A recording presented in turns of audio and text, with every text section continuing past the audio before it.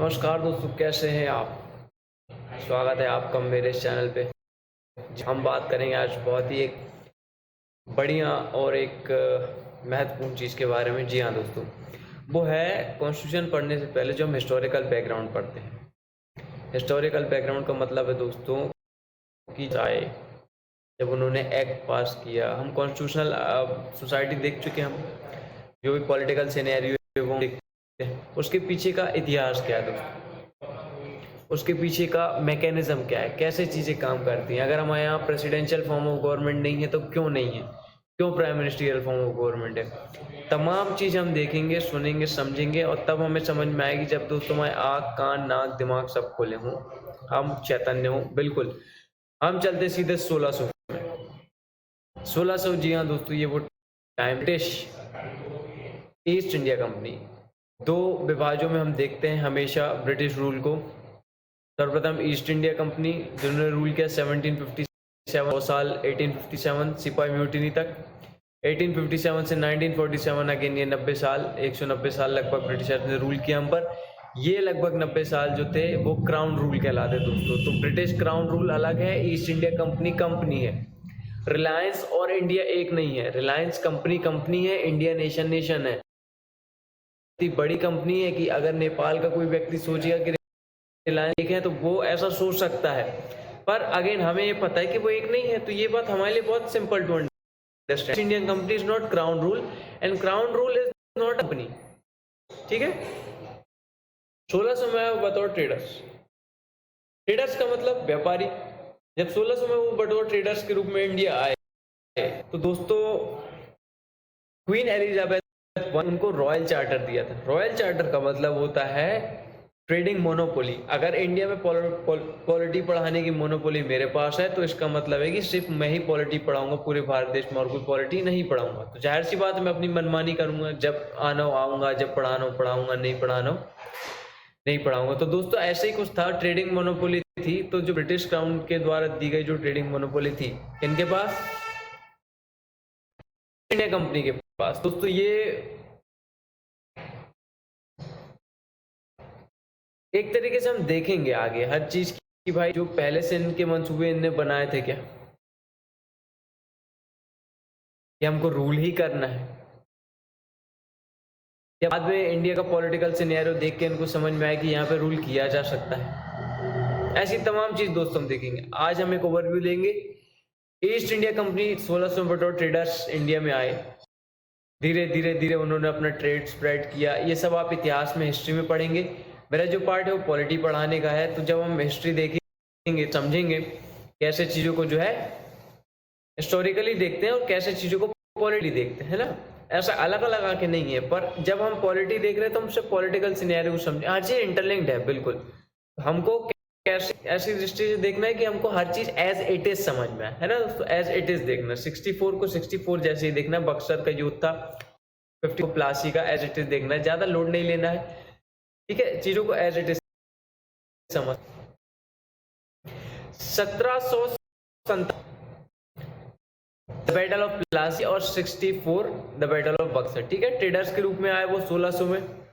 ये दो डेट्स बहुत इंपॉर्टेंट है। ट्रेडिंग से यहाँ राइट शिफ्ट हुआ, अब वो कहलाने लगे ट्रेडर्स से क्या एंटिटी कहलाने लगे, राज करने वाली कहलाने लगे, रूलिंग एंटिटी कहलाने लगे दोस्तों। वो कौन, जो ब्रिटिश ईस्ट इंडिया कंपनी थी, अब क्या कहलाने लगी, रूलिंग एंटिटी। क्योंकि यहाँ पे उनको दीवाने राइट्स मिल गए। दीवाने राइट का मतलब होता है दोस्तों right to collect revenue, revenue collect करने का अधिकार। अगर मेरे को इस मोहल्ले में, मेरे को नगर निगम ने परमिशन दे दी कि आप यहाँ से नल का टैक्स और ये सब टैक्स वसूल कर लो, अगर मैं वसूल करने जाऊंगा तो एक तरीके से मोहल्ले का मैं राजा हो गया कि भाई ये तो टैक्स वसूल कर रहे हैं, है ना। तो ये ऐसे राइट्स है दोस्तों, right to collect revenue, collect करने का अधिकार जो है दोस्तों उसी को बोलते हैं क्या, दीवाने राइट्स। तो लोग बिल्कुल war of Plassey and Buxar के बाद क्या हुआ, दीवाने राइट्स,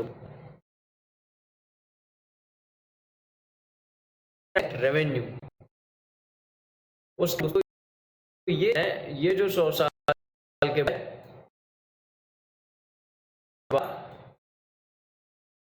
हुई सिपाही mutiny, 1857 the first war of independence, क्या ये वाकई है?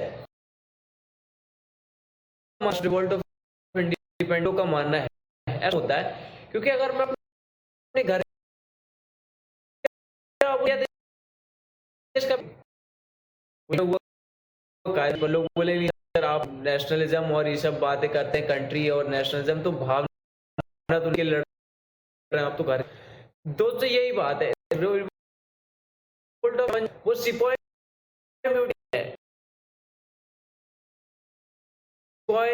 कंपनी के खिलाफ है ना,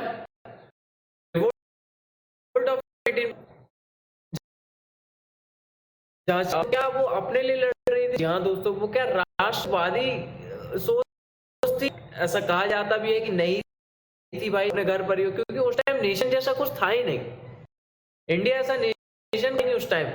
500 प्रिंसली स्टेट्स तो 47 तक थे, जब तक बाद तक जब तक उन्हें फिर नहीं किया एक माला के रूप में। सारी ऐसी चीजें दोस्तों जो माइन्यूट डिटेल्स, बहुत सारी चीजें जो हम ऊपर ऊपर समझे, दोनों चीज में चीजों को एज इट इज आप देखते चलना।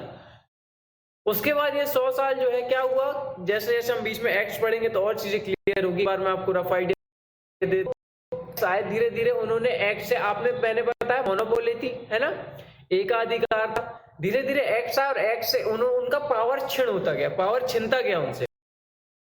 और जो बात थी 1857 में क्राउन रूल को मौका मिल गया कि जी को मौका मिल गया कि अंबानी जी आप सही नहीं कर रहे हैं, अब आप वापस आ जाइए नेपाल पे, अब हम रूल करेंगे कुछ इस तरीके से।